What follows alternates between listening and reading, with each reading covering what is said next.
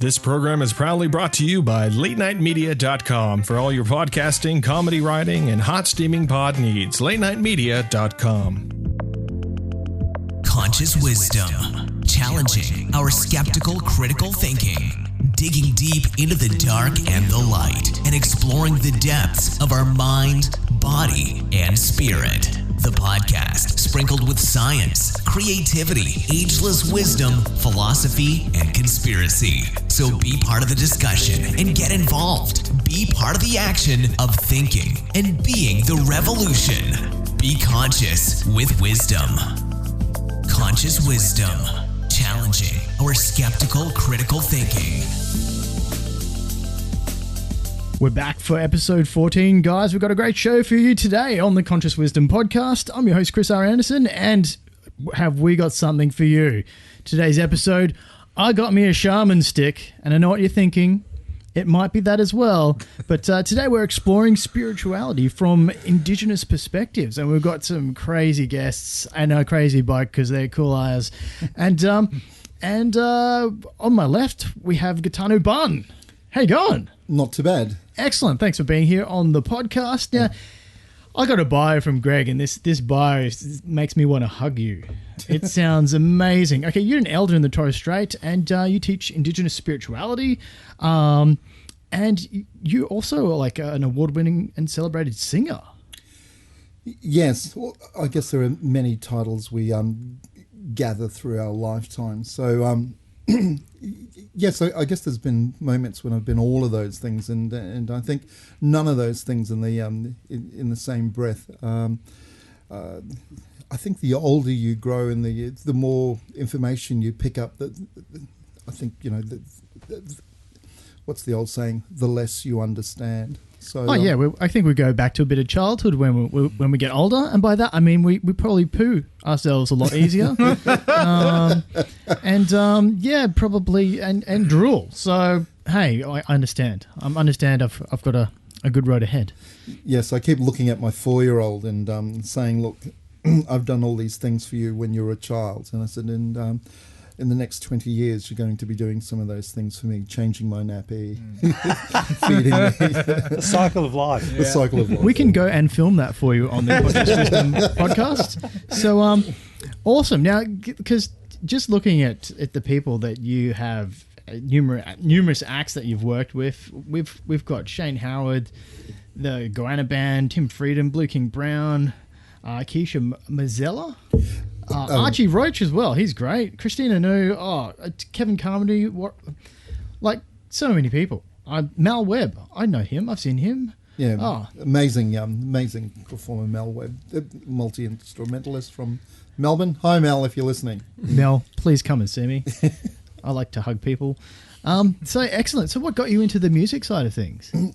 Well, we actually have a ritual from birth, and I'm not too sure if all Torres Strait Islander families practice this, but on the and Kitch, this might be something you might want to throw. Sometimes our children, before they're born, actually come to us in dreams, and my mother's dream of me was in this life, music and song was going to play an important part of I guess my walk in this life. So on the night of my birth, she grabbed sweat from various parts of her body, rubbed me from head to toe. She sang a blessing song, and she said, in this life, you're going to use your voice, and music's going to be an important part of your life, and singing. Then she opened my mouth, and then she spit into my mouth. And that's a ritual we call giving spit. So, and it wasn't something that we then force our children to do. I mean, I've had similar dreams with my own children, and I've given them spit. And so from an earlier age, she used to say I could sing before I could talk. Many years ago, I was wondering what... I guess I love being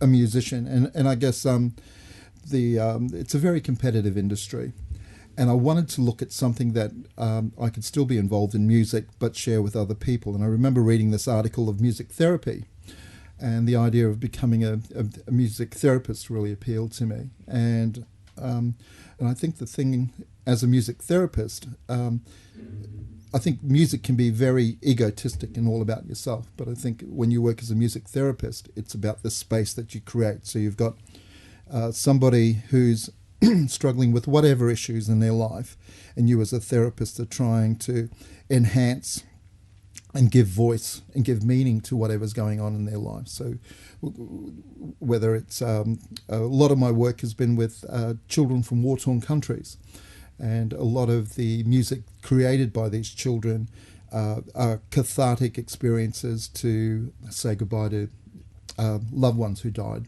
The school that I worked in, the population, about 80% of the children who were there either had one parent missing or murdered, or and I guess experiencing a lot of grief. So music became a way of them translating those inner emotions into and to help healing. Excellent. Yes. And we do have a very musical sort of, I guess, guest board. We're all musicians in our own right here, and another great musician we've got on is Kitch Wetsche. Okay, I can't say Wetsche. Okay, I didn't get briefed. Greg's here as It's well. Shaman everybody. too. Oh, we just call him Kitch. It's called So Kitch. Kitch, now you do your own music work, and you also do beatboxing. Yeah, that's one of the elements that I do. Excellent. How hard is the beatboxing? I guess it's all breath work. So really, it kind of means you're a monk. And rhythm, and I guess imagination, because you really got to sit. There's no formula to go, all right, you got to do this way. It's just really experimenting. With anything, when you got Lego, you just build things. With beatboxing, it's just... Okay, cool. We can hang out. Even though you don't have a beard, I know. we can hang out and do some Him and Lego. the beard. I shaved mine off. I know. I do apologize. We are judging you here because we're three men with beard and I there's... know. There's actually 4 men with beards. Four? Oh, no. men Well, of there's beard. Big Dick, our camera guy. Hey, Big Dick. Hi. And he has a massive beard, so he outranks us all, unfortunately, guys. Great. Yeah, he does. Now, Kitch, you do a blend of a combination of your own unique spiritual and soulful writings, and it's pretty much inspired through your awareness. So, Yeah. how did you formulate that? Wow, that's a story. I guess meeting a young man at heart named Greg, and then experimenting with my mind. I guess really freeing my mind, but I think it all really happened. Well, Greg's heard the story a million times. When I went to Canada to tour there, and I met this a Anishinaabe woman from the Ojibwe tribe. Her name is Kim Whitley, who now is my second mom.